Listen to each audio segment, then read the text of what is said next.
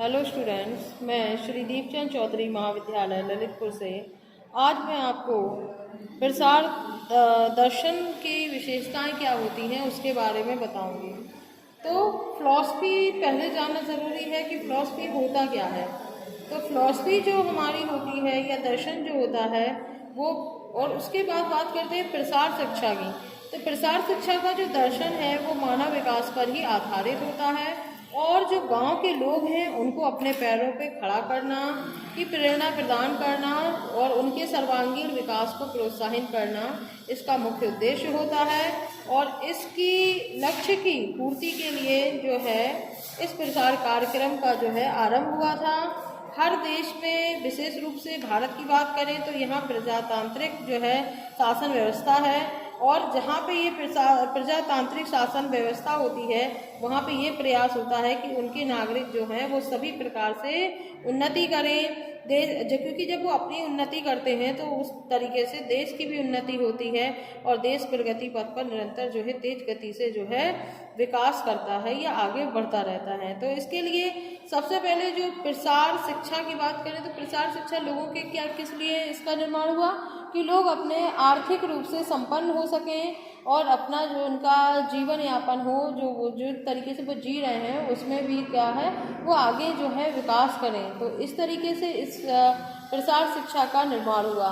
और दर्शन जो है वो दो शब्दों से मिलकर बना है, फिलो तथा साफिया, ठीक है। तो जिससे मिलकर के जो है फिलॉसफी वर्ड बना था यानी दर्शन, और ये हमेशा यथार्थ पर जो है आधारित होता है। तो अब बात करते हैं इसकी विशेषताएं क्या हैं प्रसार दर्शन की, क्योंकि प्रसार शिक्षा का दर्शन है चूंकि तो इसकी कुछ विशेषताएं भी होंगी। तो इसकी सबसे पहली विशेषता है मानवतावादी। मानवतावादी का अर्थ होता है कि वो मानव से या मानवतावाद से जो है वो जुड़ी हुई है, क्योंकि ये जो प्रसार कार्यक्रम के सभी पहलू जो हैं व्यक्ति एवं उसके परिवेश के विकास को जो है वो लक्षित करते हैं या व्यक्ति को उसके अंदर छिपी हुई प्रतिभा एवं कार्य निष्पादन की जो क्षमता से अवगत कराकर उसे गरिमा एवं सम्मान से परिपूर्ण आत्मविश्वास प्रदान करना जो है व्यक्ति को स्वावलंबी बनाना और उसे प्रकृति के साथ उसे जोड़ के उसे आगे ले जाना जो है इसका पहला जो है एक लक्ष्य है। तो इस तरीके से इसका जो पहली विशेषता है वो है इसका मानवतावादी होना। दूसरा है इसका तात्विक। मनुष्य का जीवन तभी सुखी हो सकता है जब उसकी मौलिक जो आवश्यकताएं हैं जैसे भोजन, वस्त्र, आवास उनकी पूर्ति हो सके। जब इन समस्याओं का निदान हो जाता है तो ये प्रसार कार्य जो है ग्राम्य जीवन से जो कि संबंधित होता है और यह ग्रामीण के कार्य क्षेत्र के अंतर्गत जैसे कृषि कार्य, ग्रामीण उद्योग धंधे मुख्य रूप से जो है इसमें आते हैं और जिनके माध्यम से ग्रामीण अपनी मौलिक आवश्यकताओं की पूर्ति जो है वो कर पाता है। और इसका जो है प्रारंभ से ही जो है प्रसार कार्य का ये लक्ष्य रहा है कि जो लोगों के जो मूलभूत आवश्यकताएं हैं वो उनकी पूर्ति हो सके और उनका जो जीवन है वो सुख समृद्धि पूर्ण जो है हो सके। इसके बाद इसका जो तीसरा जो इसका मुख्य रूप से यथार्थवादी होना है। और जब ये रियलिस्टिक की बात करते हैं तो व्यक्ति जो है वो सर्वोपरि संसाधन है और ये कैसा है एक बहुत बड़ा सच है, फैक्ट है। और अपने कार्य संपादन के लिए जो है वह अन्य जो आर्थिक, भौतिक और मानवीय साधन जो है उस पर निर्भर करता है।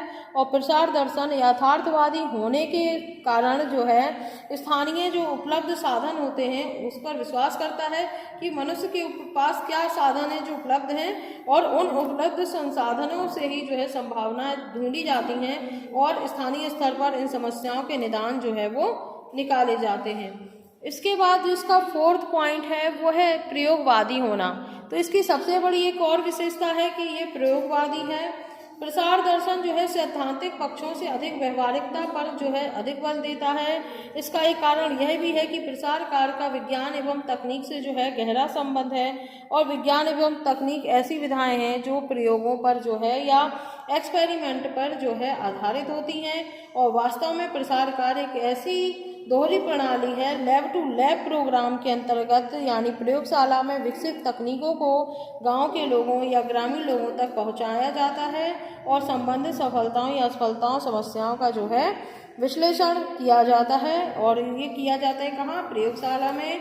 और इस तरीके से प्रसार कार्यक्रम का आधार क्या है? देखना और करना। क्रियात्मक होने के कारण ये प्रसार दर्शन के प्रयोगवादी स्वरूप को जो है वो सिद्ध करता है। इसके बाद आपका आता है परिणामवादी। तो प्रसार प्रणाली के अंतर्गत ग्रामीणों को परिणाम प्रदर्शन के द्वारा या डेमो के द्वारा जो है सर्वप्रथम जो है उत्प्रेरित किया जाता है, क्योंकि जब वो परिणाम देखते हैं तो वो आकर्षित होते हैं, और जब आकर्षित होंगे तो उनकी रुचि जागृत होगी, इच्छा जागृत होगी, और वे समझने का प्रयास करेंगे। जब समझेंगे तो कार्य को यानी कार्य संपादन करेंगे, और जब कार्य संपादन होगा तो वो फल यानी उन्हें परिणाम प्राप्त होगा, जिससे वो संतुष्ट हो जाएंगे। इस प्रकार से देखते हैं कि इसका जो एक विशेषता है वो परिणामवादी होना भी इसकी एक महत्वपूर्ण विशेषता के अंतर्गत आता है। इसके बाद आता है फिर आदर्शवादी। तो प्रसार शिक्षा का दर्शन जो है उच्च आदर्शों पर स्थापित होता है, और जो हमारा भारतीय दर्शन है या इंडियन फिलॉसफी भी है वो जीवन को आदर्शमय बनाने की जो है प्रेरणा देता है। इस तरीके से आदर्शों को लक्षित जीवन में अपने आप में पूर्णता की जो है प्राप्ति करता है। इस तरीके से ये भी एक इसकी महत्वपूर्ण विशेषता के अंतर्गत जो है आदर्शवादी वर्ड जो है या विशेषता इसकी आती है। इसके बाद 7th पॉइंट जो है वो है पुनर्निर्माण में विश्वास। तो प्रकृति कैसी है? हमारी जो नेचर है वो हमेशा कैसी है? परिवर्तनशील है, और प्रकृति में रहने वाली हर वस्तु या हर जीव जो है प्रकृति में होने वाले परिवर्तनों से जो है वो प्रभावित होता है। और हमारे समाज में जो है दिनों दिन या कहा जाए डेली बेसिस पर जो है नए नए चेंजेस हो रहे हैं, और इसके फलस्वरूप हमारे परिवेश और समाज का जो है पुनर्गठन या पुनर्निर्माण जो है वो होता रहता है।